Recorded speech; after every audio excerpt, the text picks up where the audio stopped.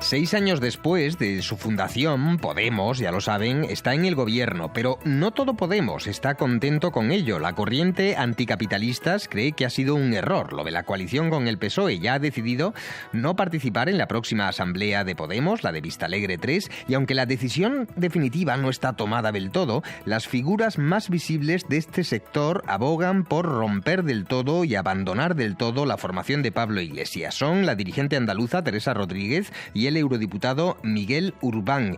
Señor Urbán, buenas noches. Buenas noches. ¿Por qué? Bueno, nosotros fundamos Podemos, ¿no? Sobre todo entre anticapitalistas y Pablo, ¿no?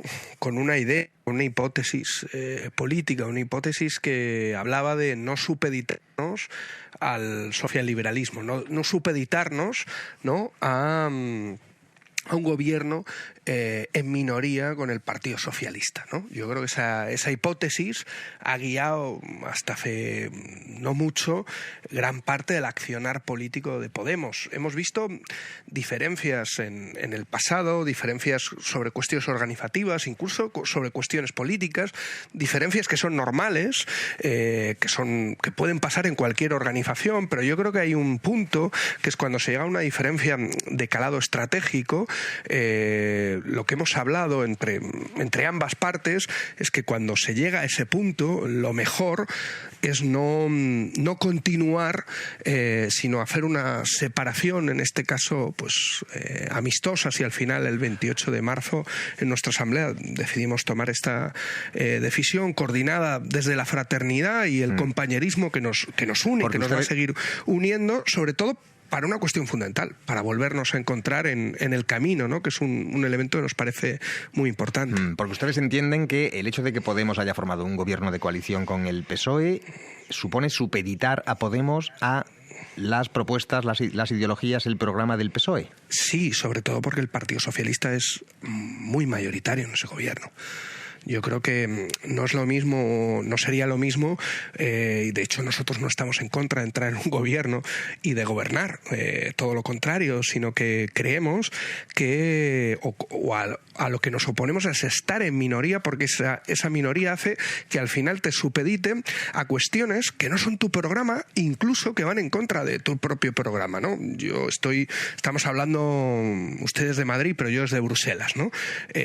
Si de repente Bruselas quiere imponer recortes sobre propuestas sociales, quiere implantar nuevamente, en el caso de que viniera una crisis económica, recortes como hemos visto en la última década en nuestro país, yo sé que Pablo y nuestros compañeros de Podemos estarían en contra. El problema es que sabemos cuál es la posición del Partido Socialista y sobre todo sabemos cuál es la posición de Nadia Calviño, que estaría de acuerdo justamente con esos recortes de Bruselas. Yo creo que ese tipo de cuestiones, lo que hemos visto con las devoluciones en caliente, lo que hemos visto hoy, se ha aprobado una medida que yo creo que es muy importante, ¿no? Que en cierta medida deroga algo de la reforma laboral. Pero nosotros estábamos planteando que hay que ir mucho más allá, que se necesita prohibir los despidos en empresas con beneficios, ¿no? Estamos viendo deslocalizaciones de empresas que se van de España a otros países y que tienen miles y miles de beneficios justamente en nuestro país. Creemos que eso es lo que debería de intervenir un gobierno. Eso con un Partido Socialista en mayoría no es posible. Pero a fin de cuentas, ¿no ese es el juego político habitual, teniendo en cuenta que Podemos, pues o Unidas Podemos, sacó los escaños que sacó en las últimas elecciones, que son menos que las del PSOE? Tendrá su programa de máximos, pero se tiene que atener un poco la relación de fuerzas y, a fin de cuentas, entrando en el gobierno, alguna influencia puede tener sobre el gobierno. No va a imponer toda su agenda, pero algo es algo. Evidentemente, y por eso lo que nosotros defendíamos era que había otra alternativa a la entrada en el gobierno, y era llegar a acuerdos desde fuera, votar una investidura y llegar a acuerdos desde fuera que pudiera condicionar las políticas. Porque hay que recordar que además hay un problema añadido, que Unidas Podemos y el Partido Socialista no dan mayoría. En esa situación, nuestro parecer era que no había por qué entrar a comprar, entrar a supeditarte al Partido Socialista y a sus políticas normalmente neoliberales, sino que se les podía controlar, se les podía presionar, se les podía condicionar desde fuera. Lo que pasa es que hay una cuestión que no sé si es estratégica o táctica, y lo digo por ánimo de contraargumentar. Si Podemos hubiera decidido apoyar al gobierno desde fuera, que en el fondo quizá es lo que hubiera sido más cómodo para el señor Sánchez, a fin de cuentas es lo que planteaba antes de la repetición electoral. También pudiera ser que la legislatura empezara con esos apoyos, el PSOE apoyándose a Podemos desde fuera, pero que al señor Sánchez a mitad de la legislatura le interesara otra cosa, apoyarse en Ciudadanos o en el PP, cambiar un poco la orientación. De alguna forma, el hecho de que Podemos haya entrado en el gobierno no previene ese giro del PSOE.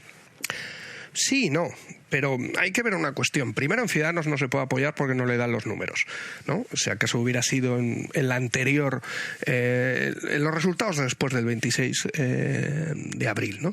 No ahora. Ahora no dan los números, con lo cual la ecuación habría que eliminarla. Solo podría apoyarse en el Partido Popular. Hemos visto, justamente cuando se aprobó el decretazo digital, antes de la formación de gobierno, pero ya con el acuerdo de gobierno en ciernes, que el Partido Socialista se apoyó en el Partido Popular y en Ciudadanos para restringir derechos.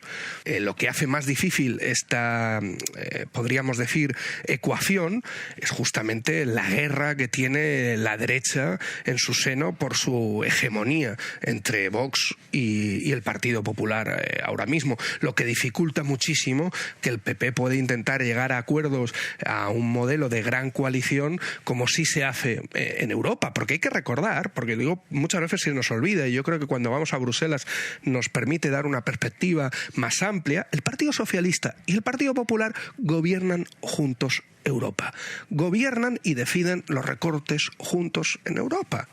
Ya, pero no sé si eso responde a la pregunta. Lo digo porque hemos oído a veces ese argumento también desde los líderes de Podemos, creo que el del propio Pablo Iglesias, diciendo que es mejor estar dentro del gobierno porque de esa forma se ata en corto, si se me permite la expresión, al PSOE.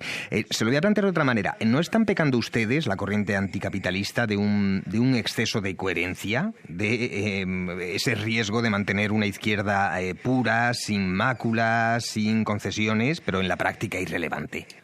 Bueno, creo que la coherencia no es algo malo, todo lo contrario. Otra cuestión es los adjetivos que han ido después de coherente.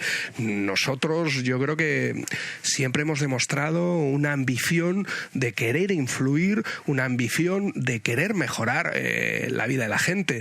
El mejor ejemplo es que, siendo una fuerza pequeña como éramos hace 6 años, lanzamos Podemos, y eso yo creo que no hay que olvidarlo, y se lanzó con un objetivo claro, que era emular otras experiencias que estábamos viendo, como fue el ejemplo de Syriza, en donde se podía dar un sorpaso al Partido Socialista, se podía romper con la lógica del bipartidismo, y hemos visto a nivel europeo que esa situación no ha cambiado, porque hay que decir una cosa clara: nosotros no nos sentimos a gusto con este sistema. No nos sentimos a gusto con un sistema que lo único que hace es aumentar la desigualdad y que nos está llevando a una crisis climática sin precedentes. ¿Alguien piensa de verdad que con el techo de gasto de Bruselas se puede acometer la transición ecológica, el cambio de modelo productivo o la transición energética que necesita la emergencia climática, que ya reconocen todos los actores y que la gente joven está reclamando en la calle? Eso es imposible. Yo comprendo la posición de...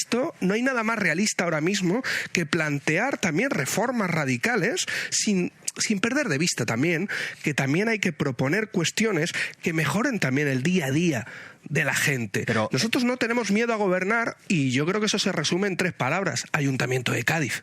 Sí, lo entiendo. Si además ustedes tienen esa experiencia, pero usted ponía también el ejemplo de Syriza y de Tsipras, y entonces nos viene muy bien, porque justo para argumentar lo que yo les estaba planteando, el señor Tsipras tenía, antes de ganar las elecciones, un programa de máximos, un programa que sería ideal en su cabeza, pero luego se enfrentó con una realidad que, porque así es el juego político dentro de un país y dentro de la Unión Europea o de la zona euro, le obligó a comprometerse con la realidad y a hacer concesiones, y lo que el señor Syriza decía al final de su legislatura era muy distinto de lo que decía justo antes de llegar al gobierno.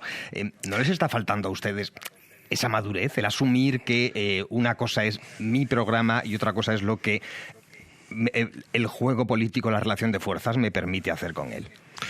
Bueno, yo creo que no se enfrentó a la realidad, se enfrentó a los amigos de Nadia Calviño. O sea, yo creo que hay que recordar que al final el señor Tsipras, y sobre todo, que el señor Tsipras es lo de menos, al final el problema es el pueblo griego. Se tuvo que enfrentar a un chantaje de la Troika, del Banco Central Europeo, de la Comisión Europea, de los hombres de negro que tienen a la vicepresidenta económica del país justamente en este gobierno, ¿no? A eso es a lo que se tuvo que enfrentar. Y alguna gente decía que era Goliat o un Goliat contra David.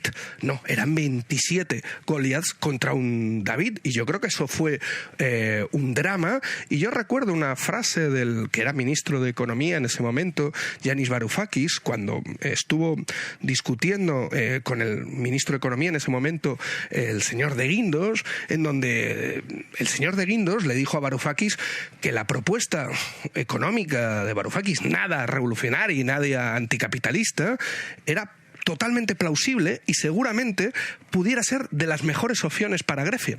Pero el problema es que no era una cuestión económica, le dijo, es una cuestión política. Si a ti te sale bien, a nosotros nos sale mal. Con lo cual no era un problema de realidad económica, era un problema político del que adolece, en este caso, la estructura de la Unión Europea, que, como te digo, gobiernan socialistas y populares con una idea muy clara. Y a veces, para poder ir más allá de lo posible, más allá de lo que nos dicen que es posible, para no caer en el no se puede, a veces hay que desobedecer algunas reglas y hay que desobedecer algunas o lo que algunos dicen que solo es eso posible, ¿no? Yo creo que muchas veces se ha puesto como modelo, como contraejemplo de lo que se estaba haciendo en Europa, Portugal. Y eso fue gracias también a que había unos partidos, en este caso el Bloco Esquerda, que es un partido hermano nuestro, que estaba influyendo desde fuera al gobierno socialista en minoría. Eso se ha llamado la vía portuguesa. No se ha criticado tanto, al revés, se ha alabado como una forma de hacer mejoras sociales para la gente y para demostrar que otra vía diferente a la austeridad era posible en Europa.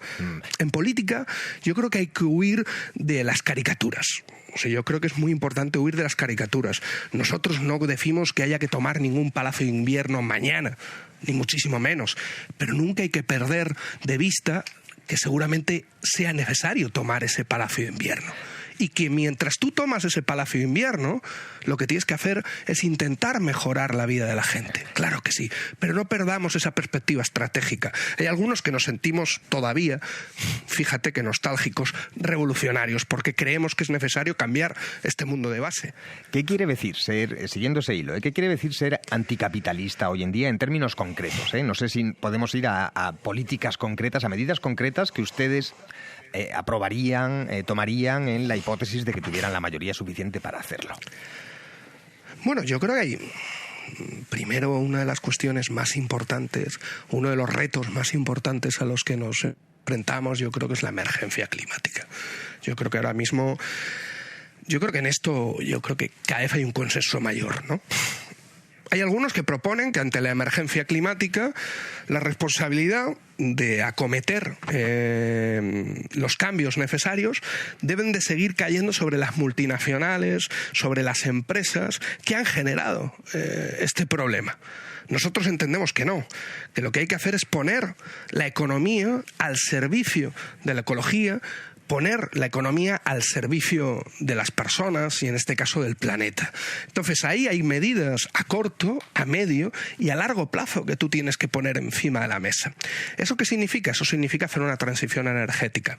Una transición energética no se puede hacer si no hay empresas públicas energéticas que los lleven a cabo. Eso significa hablar de recuperar sectores estratégicos de la economía justamente para el bien común, no solo para lo público, sino para el bien común. Significa que ante la cuestión del cambio de lo productivo también es necesario no solo esos sectores estratégicos de la economía, sino también hablar del reparto de los trabajos, de todos los trabajos de cuidados, también como el movimiento feminista ha puesto a primera orden del día, para trabajar menos, para trabajar todos, repartiendo la riqueza, porque uno de los grandes problemas que estamos viendo en el mundo y en Europa es el aumento exponencial de las desigualdades. Nunca habíamos tenido un mundo tan desigual, nunca habíamos tenido un mundo tan rico y tan mal repartido. Yo creo que el reparto de la riqueza debe ser otro de los elementos centrales de cualquier izquierda que aspire a transformar esta realidad. Eso que dice usted, no sé si me suena muy distinto de lo que dicen otras izquierdas, pero dicho sea al margen. Una pregunta más concreta.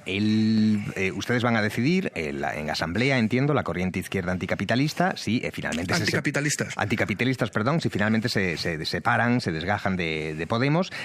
¿Quiere eso decir que habrá que vamos a tener papeletas de anticapitalistas en próximas elecciones, que habrá candidaturas al margen de en Andalucía, donde la señora Rodríguez ya más o menos lo ha apuntado? Bueno, de momento no parece que vaya a haber elecciones tampoco en Andalucía, con lo cual ya veremos. Y de hecho una de las cuestiones que hemos dicho es que nosotros estamos dispuestos a encontrarnos en futuras ocasiones, y ahora mismo a corto plazo nosotros no pensamos en clave electoral. Creemos que hay un trabajo previo al de poner papeletas encima de la mesa, y es reconstruir una izquierda social y una izquierda política que no esté en el gobierno, reconstruir movimientos sociales, es reconstruir tejido, reconstruir comunidad, que es un elemento central y que no se puede basar simplemente en la inmediatez, muchas veces que estamos acostumbrados con las redes sociales, o la inmediatez de la lucha electoral, que necesita otros tiempos, que necesita pensar a medio plazo. Con esa idea nosotros también es uno de los elementos que centra el debate que estamos teniendo, cómo reconstruir todo ese tejido social y político, porque al final, en cierta medida, las victorias primero son sociales, para luego ser políticas, para luego convertirse en cambios electorales. De hecho, este ciclo que hemos visto con la emergencia de Podemos y de otras fuerzas a nivel europeo no hubieran sido posible sin un periodo anterior de luchas sociales, de reconstrucción social, de movilizaciones que permitieron que muchas de las propuestas que ahora se vuelven a ver como más alejadas estuvieran en el primer punto del orden del día. El impago de la deuda, la auditoría de la deuda, una renta básica, ciertos elementos que fueron los movimientos sociales quien pusieron encima de la mesa, y luego hubo opciones políticas que recogimos y que pudimos intentar llevar a cabo. Toca reconstruir socialmente para reconstruir políticamente. Ese es el tiempo que nos toca ahora mismo. Miguel Urbán, eurodiputado, cofundador de Podemos, miembro de la corriente anticapitalistas, que sopesa, que baraja desgajarse, separarse de Podemos. Muchísimas gracias por habernos atendido. Muchísimas gracias a vosotros. Muchísimas gracias a vosotros. Muchísimas gracias a vosotros.